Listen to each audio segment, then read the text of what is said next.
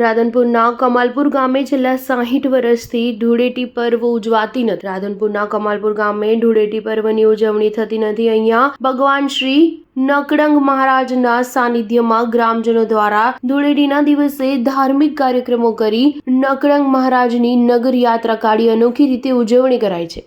આ ગામમાં ધૂળેટી પર્વ ઉજવાતી નથી, જેને લઈને ભગવાનના ધાર્મિક કાર્યક્રમો જોવા માટે અને એમાં ખાસ કરીને નગર યાત્રા જોવા આજુબાજુના ગ્રામ વિસ્તારના લોકો મોટી સંખ્યામાં જોડાતા હોય છે। કમાલપુર ગામમાં વર્ષોની પરંપરા આજે પણ યથાવત છે। કમાલપુર ગામમાં ધૂળેટીના દિવસે કોઈ રંગોત્સવ કે ગુલાલ ઉડાડતું નથી। અહીંયા ધાર્મિક કાર્યક્રમથી ધૂળેટી ઉજવાય છે।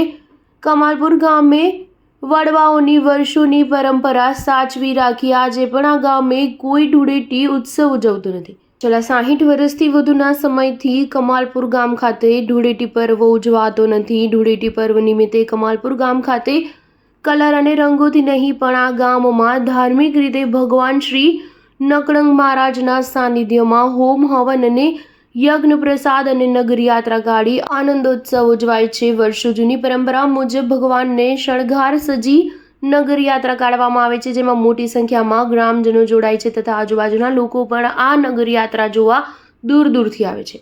ભગવાનના સાનિધ્યમાં આવતા ભાવિ ભક્તો દર્શન કરી ધાર્મિક કાર્યક્રમો નિહાળી અને ભગવાનનો પ્રસાદ લઈ ધૂળેટીના પર્વ નિમિત્તે નગર યાત્રામાં જોડાઈ ધન્યતા અનુભવે છે।